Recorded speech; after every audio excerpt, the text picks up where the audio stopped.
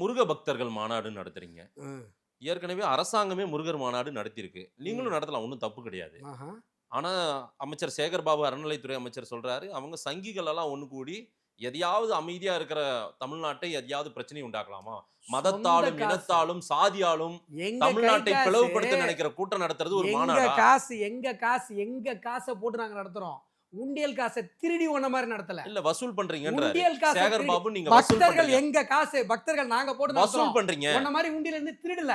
உண்டியல் காசை திருடி பொழப்பு நடத்தல. இதெல்லாம் வந்து உண்டியல் காசை திருடி பொழப்பு நடத்தல. அறநிலைத்துறை டிஃபர்மேஷன் போட்டு நான் கோர்ட்டுக்கு வந்து பதில் சொல்றேன். எங்கெல்லாம் திருடி இருக்காங்கன்னு, எங்கெல்லாம் திருடி இருக்காங்க நான் அஃபிடேவிட் போட்டுறேன். ஊரே நாரட்டும். டிஃபர்மேஷன் போட சொல்ல அவனுக்கு. அந்த அறநிலைத்துறை அதிகாரிகளுக்கு ஆன்ம இருந்தா என் மேல டிஃபர்மேஷன் போட சொல்லுங்க. ஒரு கோயில் விஷயமா, என்ன கோயில் விஷயம்? வழிபாட்டு விஷயத்தை பேசுறீங்க. உண்டியல் காசை திருடி தின்ற நீங்க தாங்க அசிங்கப்படணும். உண்டியல் காசை ஏங்க திருவண்ணாமலையில நீங்களே வசூல் பண்றீங்கன்னு சொல்றாரு. திருவண்ணாமலையில அந்த ஊர்காரன் கோயிலுக்குள்ள போய் அண்ணாமலையாரை பார்த்து எத்தனை வருஷம் ஆகுது தெரியுமா உங்களுக்கு? தெரியுமா தெரியாதா சொல்லுங்க. பல வருஷம் ஆகுது. உள்ள போய் அண்ணாமலையார அந்த ஊர்காரன் பார்த்து. இல்ல இதெல்லாம் நம்புற மாதிரி இல்ல. நீங்க நம்புற மாதிரி இல்ல. நீங்க வாங்க, நீங்க அங்க பாராளுமன்ற வேட்பாளரா கேமராவை தூக்கிக்கிட்டு என் கூட வாங்க. நான்